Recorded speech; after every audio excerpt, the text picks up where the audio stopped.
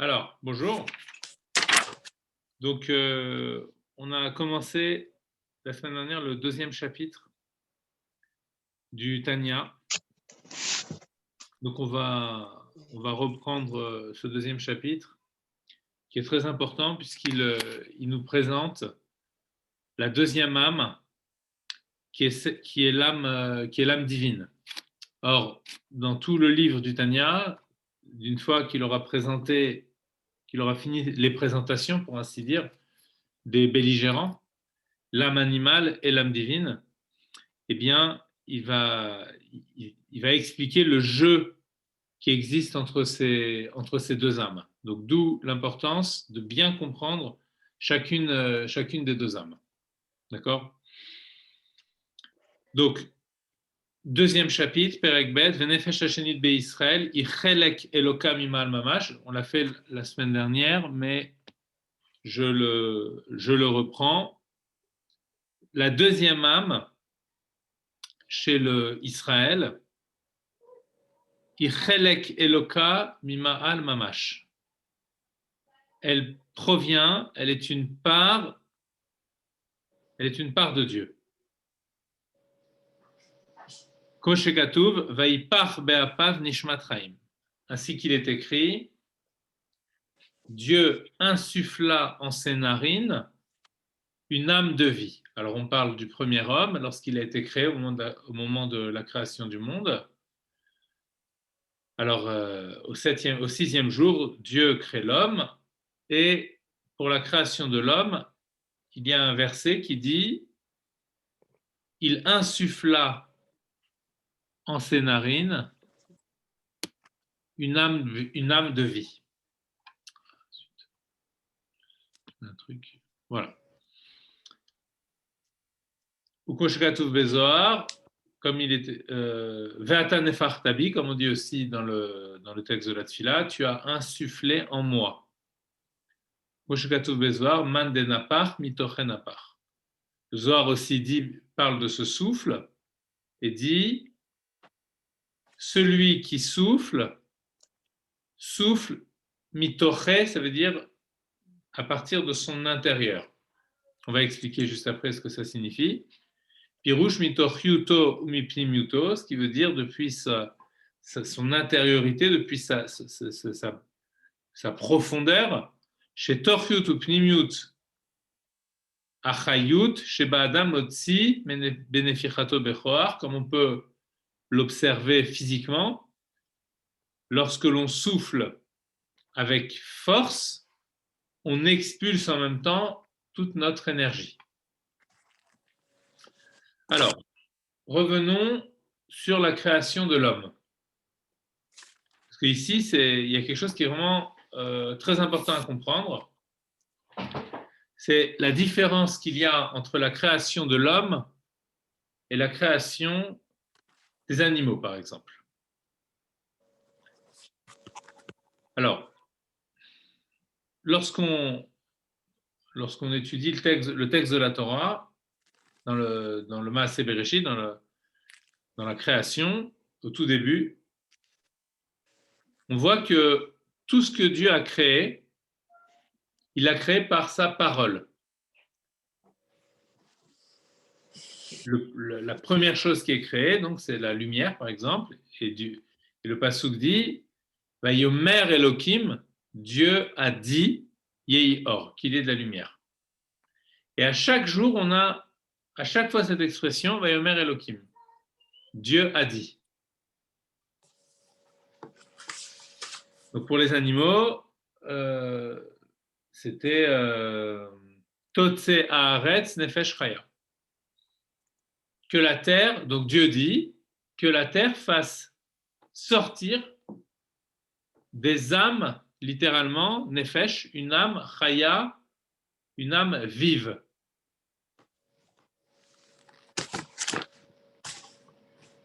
C'est-à-dire une âme vive, ça veut dire quoi? Ça veut dire, on peut être étonné de l'expression déjà, parce que il est question de la création des animaux. Or, on ne parle pas du corps de l'animal, mais on sait très bien que c'est de ça qu'il s'agit. Et pour parler du corps de l'animal, qui est sous-entendu, le verset me parle d'une âme vive.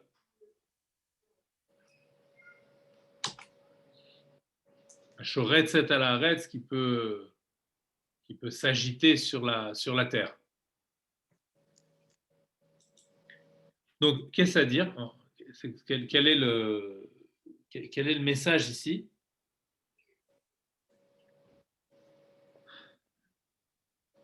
C'est quoi l'âme de l'animal?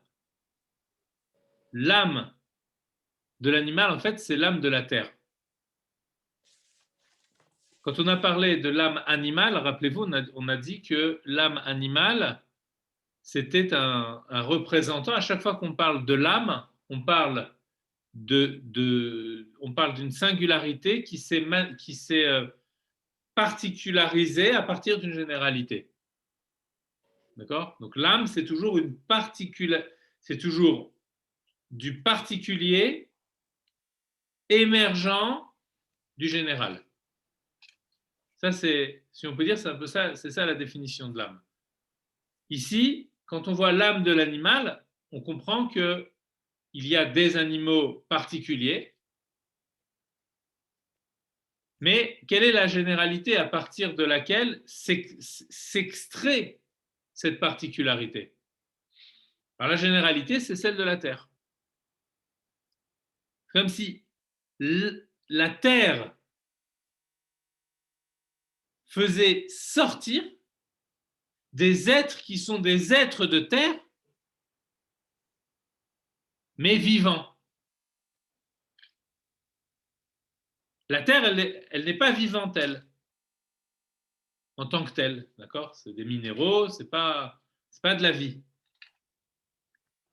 Mais de la terre, qui n'est pas vivante à proprement parler, alors émerge quelque chose qui est de l'ordre de la vie. Ça veut dire que l'âme de l'animal, pour ainsi dire, c'est l'âme de la terre. L'âme de la terre, ça veut dire que l'âme de l'animal n'a pas de différence radicale avec la terre elle-même, puisque les deux apparaissent en un. Ce qui veut dire qu'on a une sorte de continuum entre l'âme et le corps chez l'animal. Le corps est parfaitement adapté à l'âme, et l'âme, elle est parfaitement adaptée au corps. Quand on regarde la création de l'homme, on a une création qui est complètement différente. On a d'abord un corps inerte qui est créé, et ensuite, dans ce corps inerte, un souffle de vie lui est un souffle de vie lui est insufflé. Donc, ce qui veut dire que le corps de l'homme, c'est la partie la plus basse de toute la création, dans ce sens où elle est simplement de l'inerte. Alors que le corps de l'animal, c'est déjà de la vie. Lorsqu'il apparaît, il est déjà sous la forme de la vie. Il apparaît vivant, si vous voulez. Alors que le corps de l'homme n'apparaît pas vivant. Donc d'un côté, j'ai un corps qui est inerte, et d'un autre côté, pour animer ce corps inerte, il ne faut plus une parole, il faut un souffle. Et la différence entre la parole et le souffle, c'est que la parole, elle vient dans l'énergie qu'on investit pour parler, elle vient de l'intellect ou des sentiments, mais elle ne vient pas, en tout cas dans son apparition, elle ne vient pas mitorhiuto mipnimiuto, elle ne vient pas du plus profond. Lorsqu'on parle, on ne s'épuise pas à parler. Par contre, lorsqu'on souffle très intensément, on amène un souffle au plus fort, au plus loin, alors on voit que l'énergie, on s'épuise à expulser notre souffle avec force, avec vigueur.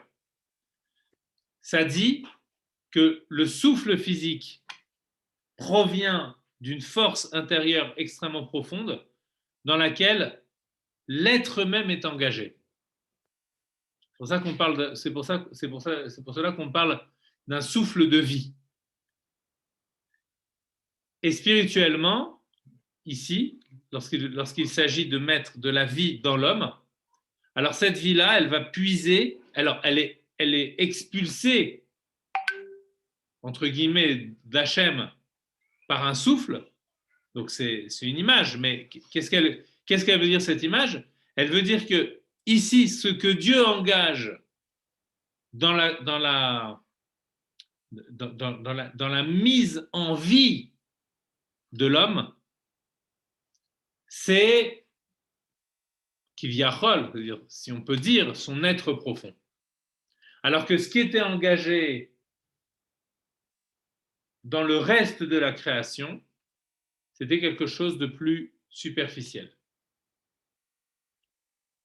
Et c'est pour ça qu'il nous dit qu'elle est chelek elokam imal mamash, ça veut dire que si on sait écouter les mouvements de notre propre respiration, si on sait sentir, si on parvient par une élévation de notre conscience à percevoir ce souffle de vie qui est en nous, alors on peut sentir qu'il provient du plus profond du divin. Voilà. Si on sent la vie qui est en nous, alors on peut sentir que c'est un souffle de vie qui s'anime en nous. Et ça va être très important lorsqu'il va présenter cette lutte entre l'âme animale et l'âme divine. On montrera que l'âme animale, elle a une force très importante, qui est une force d'occultation de l'âme divine, donc de voilement. Elle l'empêche de voir, d'avoir la clarté de l'âme divine, donc d'avoir la clarté de sa propre source. Mais en même temps, grâce à cette occultation, elle sollicite l'âme divine dans ses propres retranchements. Et donc, elle invite l'âme divine à réitérer cette force du souffle premier de Dieu qui a insufflé dans le corps l'âme. Comment elle l'invite? Ben justement, par effet d'opposition. À chaque fois qu'il y a une opposition identitaire, par exemple chez les enfants, quand vous remarquez vers l'âge de 2 ans, comme ça, ils sont très dans l'opposition par rapport à leurs parents, parce qu'ils construisent leur identité. Et donc, à chaque fois qu'on leur dit quelque chose, ils vont dire non. Parce que c'est dans ce non-là qu'ils affirment qui ils sont eux-mêmes. Ben, si vous voulez, l'âme divine, l'âme animale, c'est le non, N-O-N, de l'âme divine. Et donc, l'âme divine a besoin de s'affirmer comme telle face au non qui s'oppose à elle. Donc, l'âme animale, elle a un rôle très important dans ce qu'on vient de dire ici, qui est celui d'aller renouveler, en tout cas d'aller ressentir à nouveau la puissance de l'expulsion du souffle divin. Et donc de prendre conscience, de nous aider à prendre conscience que ce souffle-là, il vient de l'intérieur, il vient de mi-pnimiuto ou mi-toriuto, c'est-à-dire de l'intérieur même d'Hachem. D'accord? C'est comme si Hachem se livrait lui-même au travers de ce souffle.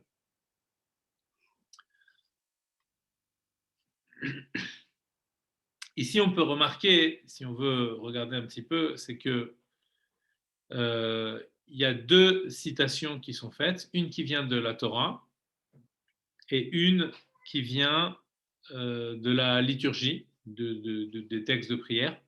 Donc la première, c'est Vaïpar Be'apav, il a insufflé en ses narines. Et la deuxième, c'est Ve'ata nefarta bi, tu as insufflé en moi. Donc on peut se demander pourquoi la première référence ne serait pas suffisante. Moi, Excusez-moi, monsieur Bellamo. Où oui. est-ce qu'on en est dans la page? Parce que je ne suis pas là sur le texte. Alors en fait, on a repris dans le texte le deuxième chapitre et on essaye de l'analyser Et on est à quelle phrase ligne? par phrase. On est à Je viens de finir les 5 premières lignes en lecture traduction et là je reprends la troisième ligne. D'accord? Vaïpar Be'apav, deuxième, troisième ligne du chapitre. Ok, merci. Vaïpar Be'apav Nishmat Raim. Il a insufflé en lui une âme de vie. Donc ça, c'est du côté de Dieu, qui insuffle dans l'homme. Mais il y a aussi le côté de l'homme, puisque la prière, ça c'est dans la prière du matin, dans Elokai Neshama, le texte dit Elokai Neshama Shenatatabi Teorai l'âme que tu as insufflée en moi, donc l'âme que tu m'as donnée, elle est pure, Teorai, Ata Verata, tu l'as créée, Ata Berata, Ata Yetzarta, tu l'as formée, Ata Nefartabi, tu l'as insufflé en moi. Ata Meshamera Bekirbi, et tu la conserves en moi. Donc c'est-à-dire que tu l'as insufflé en moi, ça veut dire que cette âme, pour qu'elle puisse parvenir en moi, moi qui suis en bas et qui essaye de tourner les yeux vers toi, eh bien, je dois ressentir que si tu as réussi à l'insuffler en moi, c'est que la force, elle provient du plus profond de toi. Donc en fait, au moment de la tefila, c'est une prise de conscience. Au moment de la prière, c'est une prise de conscience de cette chose-là. Si je dis tu as insufflé en moi, ça veut dire quoi? Alors que moi, je suis le plus bas, ça veut dire que pour pouvoir parvenir jusqu'à moi, tu as dû aller chercher une énergie extrêmement profonde en toi. Il y a un machal qui est donné en Chassidut dans lequel on dit qu'une chose qui est euh, plus une chose tombe bas, enfin plus une chose tombe de haut, plus elle tombe bas. Ce qui est logique parce que plus elle vient de haut, d'accord. Si vous faites tomber, je ne sais pas, moi, vous mettez au premier étage et vous prenez une pierre et vous la poussez comme ça, alors elle va tomber très proche du bas, d'accord. Mais si vous mettez au 10e étage et que vous la poussez avec la même force, elle va tomber forcément plus loin et elle va faire un trou plus profond, plus fort dans le sol, d'accord, parce qu'elle provient de plus haut. Donc ça veut dire que plus quelque chose tombe bas, plus on comprend qu'il provient de très haut. Et là, c'est la même idée. L'âme, elle tombe dans le corps. Elle parvient dans le corps. Or, le corps, c'est l'existence la plus extérieure par rapport à l'existence du divin. Par rapport à la véritable existence, la matière, c'est l'existence la plus éloignée de la véritable existence. Donc, ça veut dire que pour unir quelque chose à la matière, alors il faut faire venir, il faut que l'existence qui va se lier à l'existence de la matière provienne de l'existence la plus haute, qui est l'existence de Dieu lui-même. Et c'est pour ça d'ailleurs que les contraires se rejoignent, parce que ce qui est au plus loin, c'est la matière, et c'est là qu'on voit qu'il n'y a que Dieu qui peut créer la matière. La puissance créatrice, elle vient de Dieu. Alors ensuite, pour réunir l'âme avec le corps, eh bien, ça vient aussi d'Hachem lui-même. Donc, dans cette puissance de souffle, c'est-à-dire, en fait, le souffle montre que l'énergie divine, elle peut aller au plus loin. Comme quelqu'un qui souffle fortement, son souffle peut aller plus loin que l'air qui est transmis simplement par une parole. D'accord? Donc le souffle, ça indique bien que ça provient du plus profond et que ça va vers et que ça atteint le plus éloigné, si vous voulez. C'est-à-dire donc ici le corps. Voilà, donc très important ce petit passage-là, de vraiment quelques lignes, mais qui en même temps nous montre à quel point l'âme n'est pas simplement prise dans le parcours de l'énergie divine qui se diminue et qui va jusqu'aux choses matérielles. On avait parlé, rappelez-vous, du Tzimtzum, avec la force divine qui se contracte et qui se raréfie, si l'on peut dire. Ça veut dire qui se voile à mesure de la création. D'accord? Alors, donc, l'âme de l'animal, elle est prise dans ce circuit-là, si vous voulez. Elle est comme ponctionnée dans un lieu de cette descente d'énergie, à un moment donné de cette descente d'énergie. Mais l'âme divine, l'âme divine, justement, elle ne fait pas partie de cet enchaînement de cet enchaînement de paliers d'énergie qui se diminue. On est dans autre chose, complètement autre chose. D'accord? Ce autre chose, c'est justement ce Dieu-là qui précède toute la création. Eh bien, c'est de là que vient l'âme divine. Elle ne fait pas partie de toute cette procession-là de diminution d'énergie. D'accord? Contrairement aux autres créatures. L'âme divine, elle reste telle qu'elle avant sa création et après sa création. D'accord? C'est comme si c'était un morceau de l'avant de la création qui se donne dans l'après de la création. Et donc, quand on entend ce souffle-là, quand on parle de ce souffle qui provient du plus profond du divin, il faut garder à l'esprit qu'il s'agit de ce qui précède la création, qui se donne dans la création. Et c'est pour ça que les âmes juives, eh bien, elles ont pour vocation de révéler le divin. Parce que comment elles peuvent le révéler? Parce qu'elles en sont, en fait. Elles en font partie. Donc c'est pour ça que c'est elles qui peuvent le révéler. Monsieur Voilà. Delamou, Oui, alors s'il y a des questions. Vous parlez là de la Neshama? La Neshama, exactement, la Neshama. Parce que les autres parties de l'âme, donc c'est la Neshama. Quelle différence vous faites? Pour l'instant, on n'a pas parlé de partie de l'âme. Vous parlez quoi quand vous dites partie de l'âme?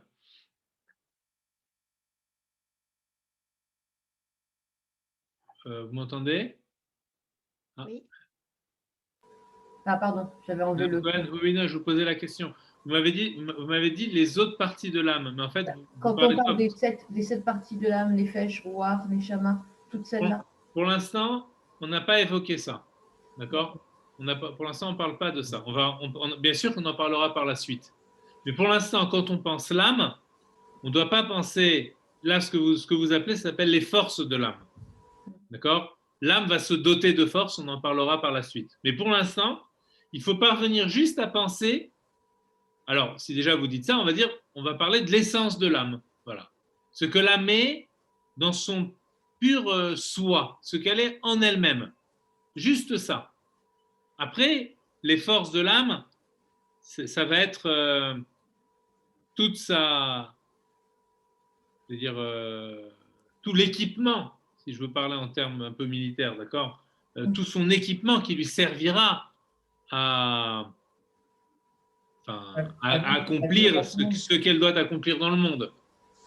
Voilà, et à se confronter à toutes les situations difficiles auxquelles qu'elle rencontrera. D'accord? Mais pour l'instant, ici, il nous parle simplement de l'essence de la Neshama. D'accord? Voilà. Cette essence de la Neshama, elle provient d'avant la création. Voilà. Et ensuite, les forces de l'âme, ce seront les outils qui permettront de capter ce qui se passe avant la création. Ça va être ça, les forces de l'âme. C'est des forces très particulières. Quand on va parler de vision de la Neshama ou de l'intelligence de la Neshama, ce sera autre chose que l'intelligence physique, que l'intelligence liée au monde. Parce que l'intelligence liée au monde, elle nous aide à comprendre ce qui se passe dans le monde. Mais l'intelligence de l'âme divine, ce sera une intelligence qui nous permettra d'intelliger par-delà le monde, tout en étant dans le monde. D'intelliger ce qu'il en est d'avant la création. C'est pour ça que les forces de l'âme, ce sera. Enfin voilà, on en parlera, mais c'est juste pour pas qu'il y ait pour ne pas qu'il y ait de confusion. Bon. Il y a d'autres questions?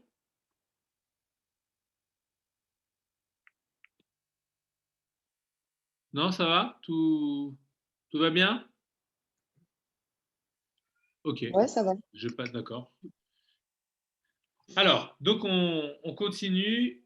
Donc la suite. Car al derech mashal, neshamot Israël alou bemarshava, kedirtiv beni bechori Israël, banim atem lachem elokechem. Alors, bon, on a parlé de ce souffle qui provenait du plus profond, d'accord, et qui était insufflé dans le corps, d'accord. Et ce souffle-là, donc, c'est Dieu qui se donne, ok, en tant que Kam, voilà, en tant qu'âme. Bon. Il y a une autre image qui est prise dans la Chassidoute pour parler de la provenance de l'âme. C'est l'image de la pensée. De la même façon, donc je suis après les 2 points. Al derech mashal, à titre d'exemple, Neshamot Israël alou bemarshava. Les âmes d'Israël, donc c'est un midrash qui nous dit que les âmes d'Israël alou bemarshava, elles sont littéralement, si je traduis littéralement, c'est elles sont montées dans la pensée. C'est-à-dire que, alors dans un premier temps, on va dire que ça veut dire que Dieu a pensé à les créer. C'est pour moi, pshat, sens simple, c'est-à-dire Dieu a pensé à les créer. Alors, si on va un petit peu plus loin, qu'est-ce que ça veut dire que Dieu a pensé à les créer? Donc on se met, je sais que c'est un petit peu difficile, mais on se met à la place de Dieu, c'est-à-dire il n'y a rien, d'accord? Il n'y a rien. Il n'y a que Dieu qui existe, et Dieu, ce n'est pas une chose palpable, d'accord? Et ça, cette chose-là qui est Dieu, elle veut créer les Neshamot Israël. Elle veut créer. Donc ça veut dire qu'elle a une pensée. Comme c'est un petit peu anthropomorphique, c'est-à-dire dans le sens où on prend des images humaines pour essayer de comprendre ce qui se passe en Dieu, tout en sachant que ce ne sont que des machalim, c'est-à-dire ce ne sont que des images. D'accord. Voilà. Après, ce qui se passe réellement, la force de l'image, si vous voulez, c'est une force de tremplin. C'est-à-dire qu'elle nous aide à pouvoir penser les choses d'une façon plus abstraite. C'est ça le propre de l'image. C'est de renvoyer à quelque chose de plus abstrait que ce qu'elle est elle-même. Il faut garder dans l'image, si vous voulez, son côté suggestif. Voilà, essayer de penser par-delà l'image. Mais c'est toujours important, si vous voulez, de garder quand même une certaine image pour pouvoir commencer à penser les choses. Donc ici, justement, on parle de pensée. Donc Dieu projette de créer le monde. Maintenant, en projetant de créer ce monde, il a une finalité, ce monde-là. Et cette finalité, c'est que des êtres puissent le penser lui-même. D'accord? Puissent avoir conscience de ce qu'il est. Alors, ces êtres qui pourront avoir conscience de ce qu'il est, ben, ils proviennent d'où? Ben, ils ne peuvent provenir que de cet instant premier de la pensée divine. Or, je vais essayer d'être clair, c'est pas évident, ces notions qui sont très abstraites, mais voilà, si on arrive à l'expliquer, bon.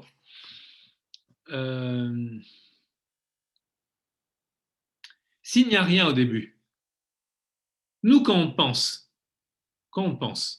d'accord, notre pensée, elle est systématiquement tournée vers un objet de pensée. On a conscience de quelque chose. Enfin, quand on a conscience, bah, c'est forcément que notre pensée, elle est tournée vers quelque chose. Et donc, elle saisit quelque chose enfin, la conscience saisit quelque chose. D'accord? Donc, c'est un objet de pensée. Mais quand il n'y a rien à part Dieu lui-même, alors qu'est-ce que la pensée peut viser comme objet de pensée? Je parle de la pensée de Dieu. Vous me suivez ou vous ne me suivez pas? Si c'est trop abstrait, vous me Oui, dites, on continue. oui, la pensée de Dieu qui avait comme finalité de créer des êtres. Voilà, mais pour l'instant, il n'y a rien encore. Il n'y a rien. Oui, mais c'était dans la pensée de Dieu de les D'accord, créer. d'accord. Donc, il a une pensée. Mais regardez bien, il pense créer des êtres qui vont le saisir lui. C'est-à-dire que finalement, c'est comme s'il ne s'est rien passé. Vous comprenez? Ça veut dire qu'au départ, il n'y a que lui. Ensuite, il va créer des êtres qui vont réussir à le penser lui dans l'état dans lequel il n'y a que lui, alors même qu'il y aura ces êtres. Donc ça veut dire quoi? Ça veut dire que la première pensée de ces êtres-là, qui vont le saisir lui-même, ce n'est pas autre chose que son propre saisissement. Ça veut dire que la pensée de Neshamot Israël, c'est la pensée qu'il a de lui-même. C'est pas autre chose puisqu'il n'y a pas encore d'objet. Et même si vous voulez me dire, oui, mais il y aura le monde. Ok, il y aura le monde. Mais à la fin, le monde, c'est quoi? C'est à nouveau le fait qu'il se pense lui-même. Donc ça veut dire que la pensée du début, elle est liée avec la pensée de la fin. Comme on dit, vous savez, dans les Chadodi, sauf ma'aseh v'machashava trila. La fin, la, fi, la fin de l'action se trouve dans la pensée première. Quand on fait quelque chose, comment est-ce qu'on sait à quoi on pensait au tout début en voyant ce qui se produit à la fin? Donc si la finalité de la création du monde, c'est dira betartonim, c'est-à-dire c'est le fait qu'il y ait une conscience pleine de Dieu. Donc ça veut dire quoi? Ça veut dire qu'au tout début, il y a déjà cette conscience pleine. Après, il va falloir mettre en œuvre pour que des êtres extérieurs qui n'ont plus qui ont perdu cette conscience de Dieu la retrouvent. Mais au tout début, c'est déjà là. Donc ça veut dire que la marshava des Neshamot Israël, quand on dit Dieu pense au Neshamot Israël, vous voyez, il y a une contradiction dans cette phrase-là. Dieu pense au Neshamot, mais elles n'existent pas encore. Je peux penser à quelque chose qui existe déjà. Donc, vous voyez la force de ce midrash-là qui dit Aloub et Marshava, les Neshamot sont montés dans la Marshava comme quelque chose qui se produit spontanément. Mais c'est quoi cette spontanéité? Ben c'est Dieu qui se met à se penser lui-même. Et en fait, le fait de se penser lui-même, c'est ça la Neshama. Vous voyez d'où vient le souffle? Je ne sais pas si vous réalisez d'où vient le souffle. C'est comme si je disais le tout début de la prise de conscience de Dieu, de lui-même, avec toute la puissance de délectation que ça comporte, de commencer à se penser, c'est-à-dire de commencer à penser quelque chose de complètement infini, infini de façon absolue, et de commencer à penser ça, voilà, c'est ça, cette pensée, c'est ça la neshama. C'est ça. Et c'est ça qui l'insuffle. Donc c'est comme en fait, quand on dit il se pense lui-même, il n'y a pas de distinction entre lui et sa propre pensée, puisqu'il il est en train de se penser lui-même. Alors après, c'est comme s'il disait ah, photo, photo.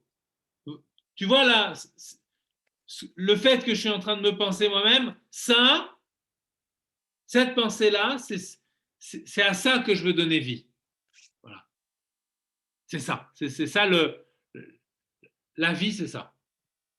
Et cette pensée de soi, de Dieu, c'est quoi? Ben, c'est Dieu qui est indéfinissable, donc ça veut dire que c'est une pensée de l'indéfinissable. Donc le juif, l'âme du juif, c'est la concrétisation de l'indéfinissabilité de Dieu.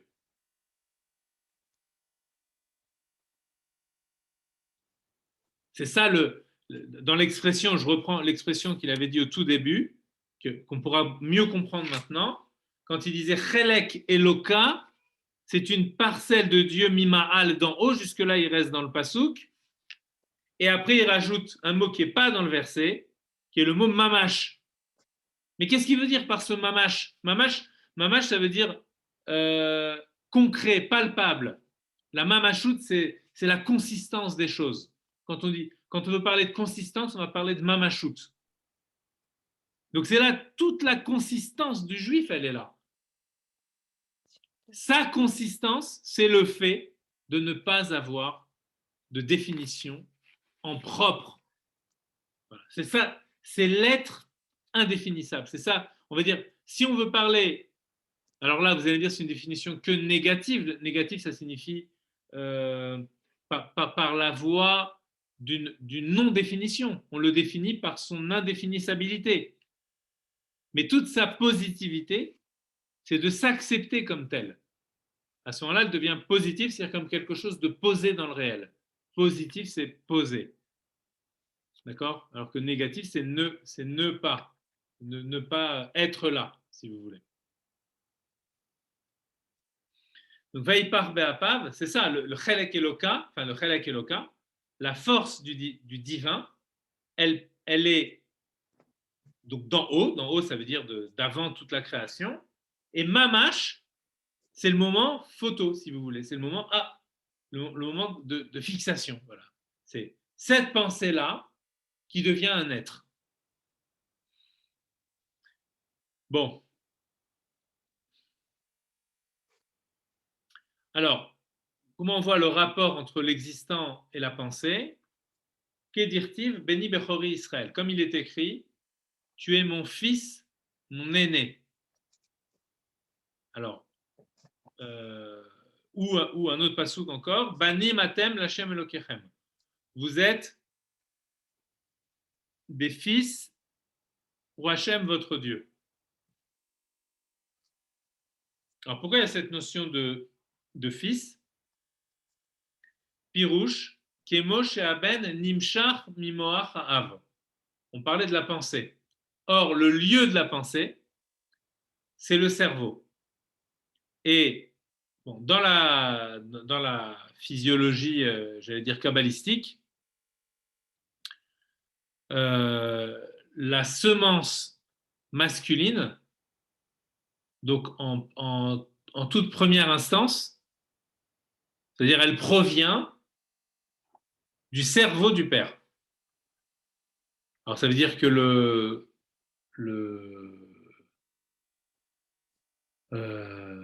d'abord il y a physiquement, bon, alors, physiquement pour que la semence puisse sortir, alors il faut que quelque chose se produise dans le cerveau.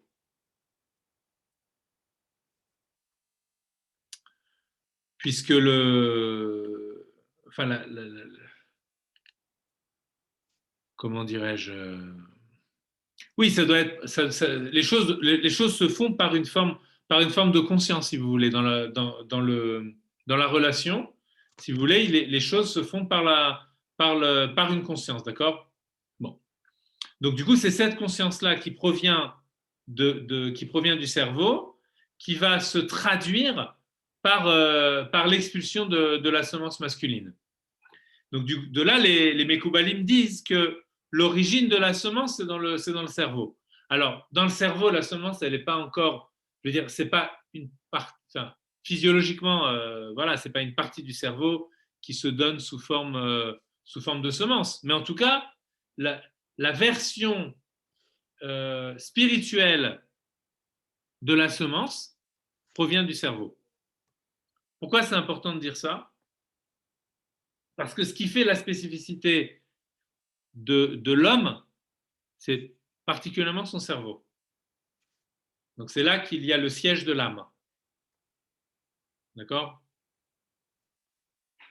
Et ce qui va être créé chez le fœtus, et le fœtus va être un fœtus humain. D'accord? Donc c'est très important d'établir une corrélation entre la semence et le cerveau. Puisque ce qui fait la spécificité humaine, c'est vraiment son cerveau. Donc ça veut dire que ce qui se transmet au travers de la semence, c'est l'humain qui est en train de se transmettre. Donc ça veut dire qu'il y a un rapport étroit entre la semence et le cerveau. Donc de là, le Admorazaka nous explique que de la même façon que chez l'homme, pour qu'il y ait enfant, pour qu'il y ait fils, il faut qu'il y ait un investissement cervical. D'accord? C'est ce qui va permettre le ben d'exister, au ben d'exister, au fils d'exister. De la même façon, dans le divin, il y a aussi cet investissement du cerveau divin, si on peut dire, de la marshava, de la pensée divine, qui va donner le fils. D'accord? Donc Hachem, c'est le père, et sa pensée, et la pensée de lui-même, c'est sa filiation. Voilà, c'est son propre fils. Et c'est ça, la Neshama. C'est pour ça que le Passouk dit Béni Bechori Israël. Tu es mon fils, mon aîné. Pourquoi l'aîné? Pourquoi l'aîné? Parce que l'aîné, c'est la première semence, en théorie. D'accord? C'est-à-dire, en tout cas, ici, l'aîné, ça veut dire que la toute première pensée, qui est la pensée absolue de lui-même, c'est ça, sa pensée qui est aînée par rapport aux autres, par rapport au reste de la création.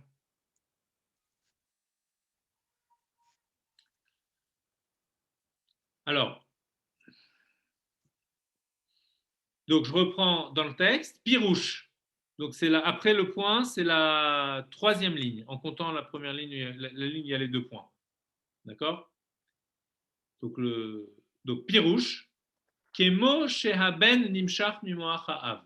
De la même façon que le fils provient du cerveau du père.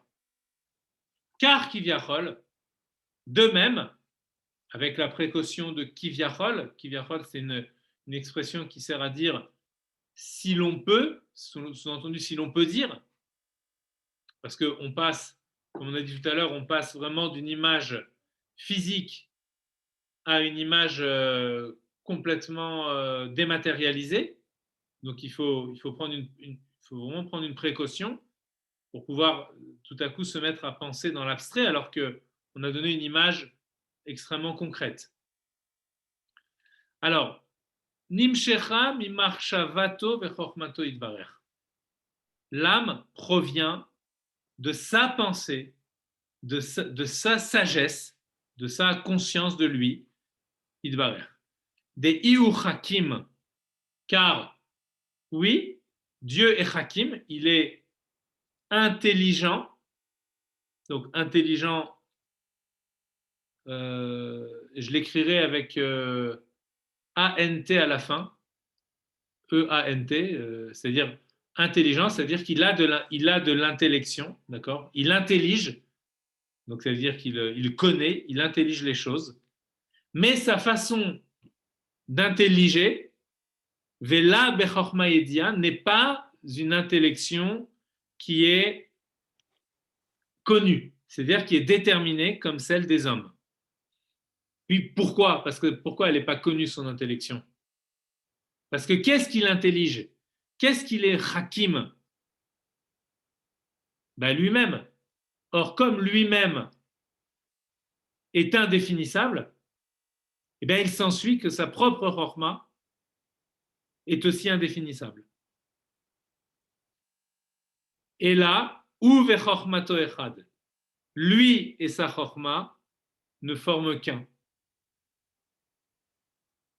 ou Koshkatav Rambam, comme le Maïmonide Rambam le dit, que Hachem et sa Chorma ne forment qu'un. Alors, on peut faire la petite note, je regarde juste, je vérifie l'heure, d'accord? Bon. On peut commencer cette petite note sur le côté, là où il y a l'astérix, si vous voyez. Ça renvoie à la note de côté, d'accord? Alors, le Rambam dit que Dieu et sa Chorma ne forment qu'un. Est-ce que les kabbalistes sont d'accord avec lui? Vehodulo chachmei Kabbalah. Donc c'est une petite digression, mais qui est très importante. Parce que justement, on va voir la chorma de Dieu par rapport à Dieu lui-même. Quelle est cette relation qu'il y a entre les deux? Les sages de la Kabbalah ont acquiescé avec cette proposition du Rambam qui disait que Dieu et sa sagesse n'étaient qu'un.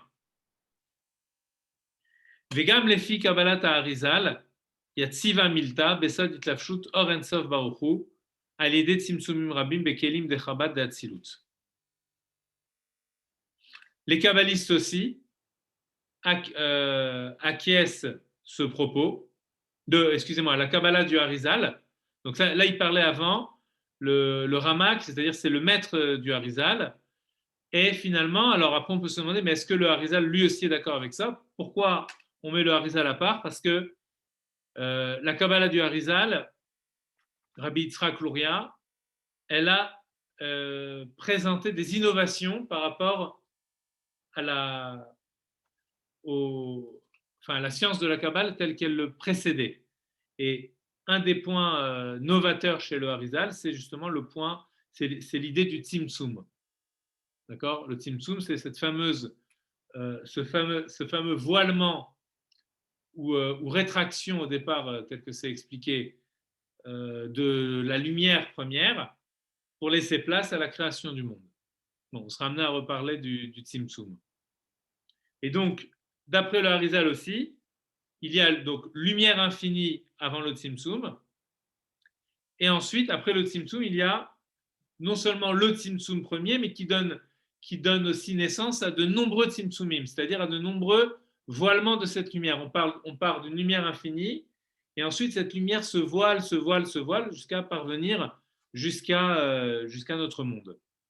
Et donc, d'après le Harizal aussi,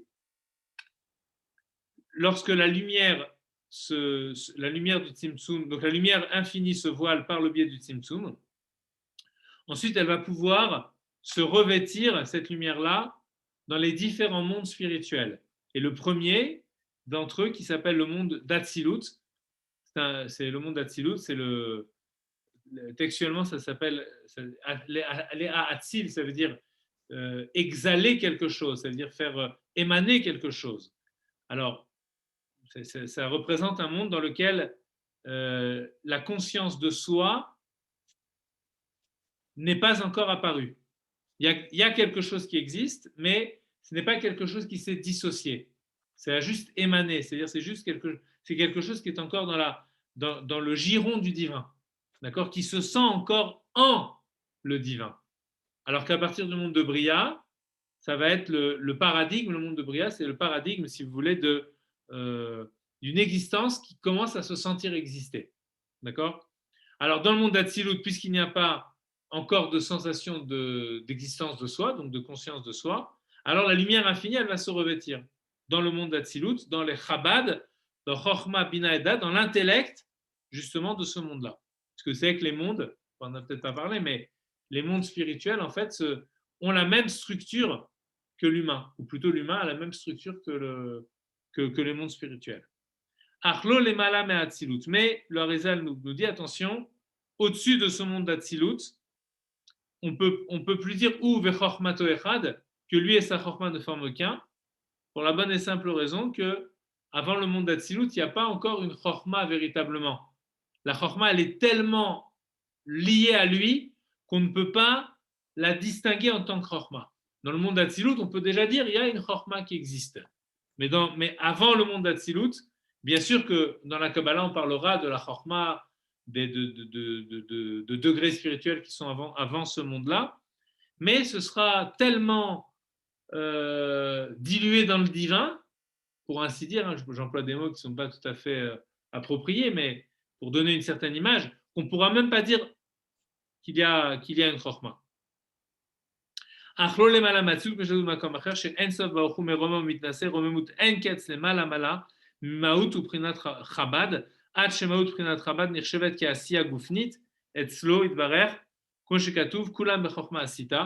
tel point que il n'y a tellement pas de chorma dans ce degré-là, je veux dire, il n'y a pas de chorma, vous comprenez, par excès, pas par défaut. Mais ce n'est pas qu'il manque la chorma, c'est que la chorma, elle est dans un état tellement originel, tellement proche, tellement unifié avec Dieu lui-même, qu'on ne peut même pas la voir en tant que chorma. Et que c'est même l'inverse, c'est-à-dire que la chorma la plus élevée, par rapport à ce degré-là, elle est considérée comme une asiya goufnit, c'est-à-dire comme le monde asiya, le monde matériel dans lequel nous sommes, le monde de l'acte, où les choses sont actualisées sous la forme de différents corps, ok? Et donc de corps, c'est entendu quelque chose de physique. Ça veut dire que même la chorma la plus haute, par rapport à ce degré-là, elle est à l'identique, si vous voulez, de quelque chose de physique, qui est qu'un corps physique. D'accord? Donc ça pour dire à quel point on est en amont de la notion de chorma. Mais il n'empêche que quand on parle de la chorma, ça va être important parce que les Neshamot Israël, c'est la pensée de Dieu. Donc si c'est la pensée de Dieu, ça veut dire qu'elles vont parvenir à un état de pensée assez substantielle, de pensée concrète, puisque quand on arrive à ressentir notre nefesh elokit, on sent que notre nefesh elokit, il est sans cesse en train de penser le divin. Pourquoi? Parce qu'il il est lui-même cette part de Dieu, il est lui-même cette pensée que Dieu a de lui-même. D'accord? Donc c'est vrai que c'est très important de le voir aussi comme une chorma. Donc on finit donc cette petite note-là, et je reprends donc dans le texte à côté. Chez Amada, donc on reprend quand on disait que, donc là on a fait une digression, mais on reprend dans le cours du texte où on disait que lui et sa chorma ne forment qu'un. D'accord?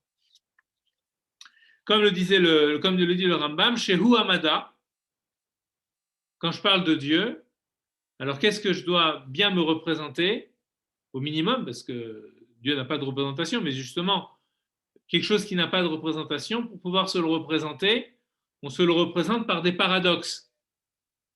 Puisque ça n'a pas de représentation, ce seront les paradoxes des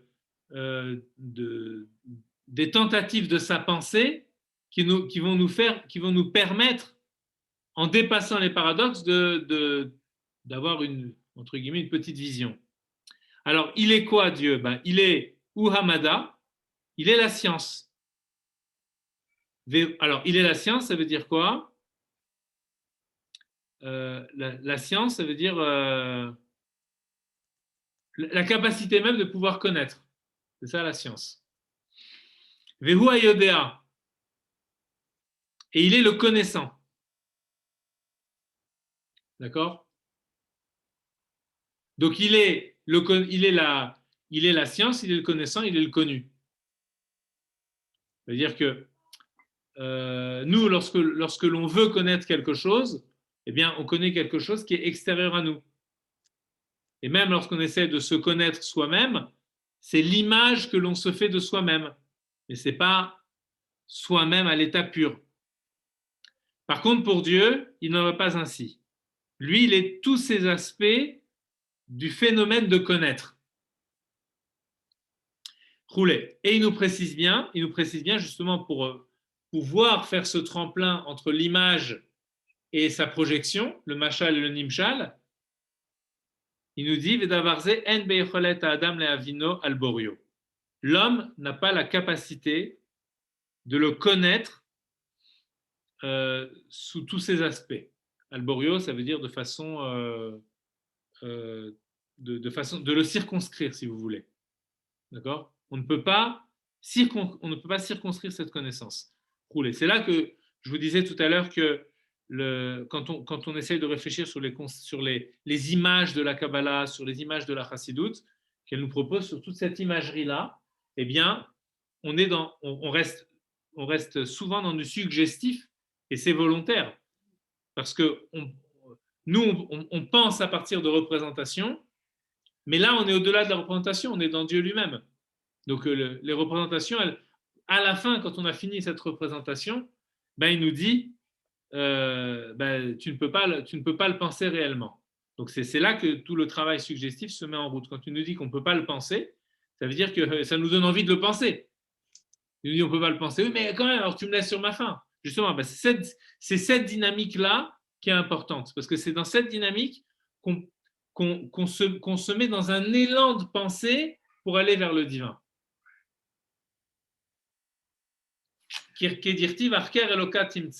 Comme le pasuk le dit, celui qui sonderait Dieu pourrait-il le trouver? Ou ktiv kilo marchevotem marchevotechem, ou un autre pasuk qui atteste aussi de cette impossibilité de penser. Mes pensées ne sont pas vos pensées. Donc ça veut dire que toute pensée est une pensée délimitée, est une pensée qui a un objet de pensée qui est bien déterminé. Or, la pensée de Dieu, puisqu'il se pense lui-même, c'est une pensée de l'indétermination.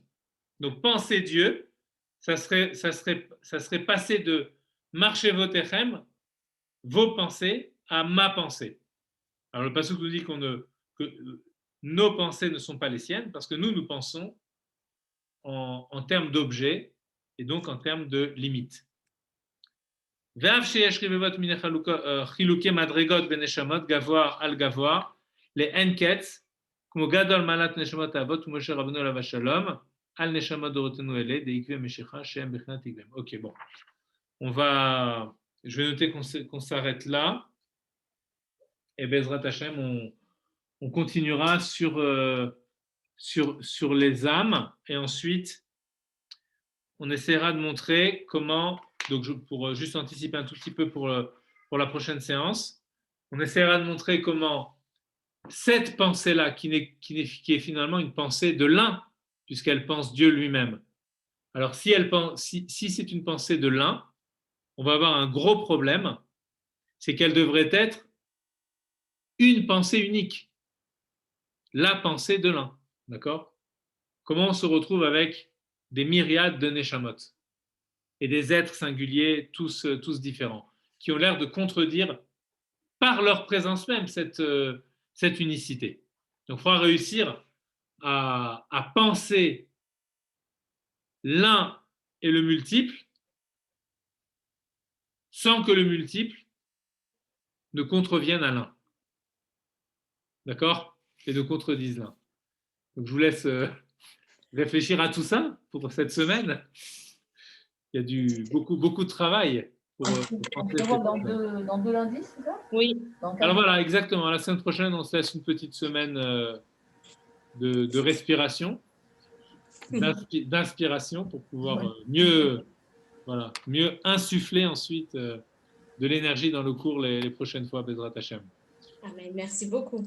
Merci beaucoup. Avec grand plaisir. Est-ce qu'il y a des questions avant d'écouter? Est-ce qu'il y a des... Il faut qu'on infuse. Il faut infuser tout ça. Voilà. Pour moi, c'est important aussi d'avoir votre retour. Oui. Parce que je ne sais pas exactement. Si vous trouvez que c'est trop abstrait ou trop... Je ne me rends pas compte. Je vous dis franchement, je ne me rends pas compte. Donc, il vaut mieux que vous me disiez, même s'il y a des incompréhensions, je veux dire, n'hésitez pas à me dire. Là, on ne comprend plus, on ne suit plus. Vous me le dites. Si c'est clair, j'en serais le plus heureux. Mais si ça manque de clarté, il vaut mieux que vous m'arrêtiez. Vous me disiez, là, c'est pas clair. Voilà. Vraiment, n'hésitez pas. Hein. Je sais que peut-être vous n'osez pas m'arrêter sur ma lancée, mais n'hésitez pas. D'accord. Voilà. Moi, il faut que je le réécoute encore. Oui, c'est ça. Ouais, moi aussi. Vous avez des questions sur WhatsApp éventuellement? Oui, ok, avec plaisir. Je dis pas que j'y répondrai. En tout cas, je les lirai et ça pourra m'aider pour le cours d'après comment dirais-je, à tenir compte des questions et les intégrer dans le cours. Et au contraire, voilà, s'il y a des remarques à faire, n'hésitez pas. Le groupe, il sert à ça aussi. Hein. Il n'y a pas de souci. Ok. Un groupe Bonjour. actif, voilà. Ça va, Nathalie? Ouais. Ok.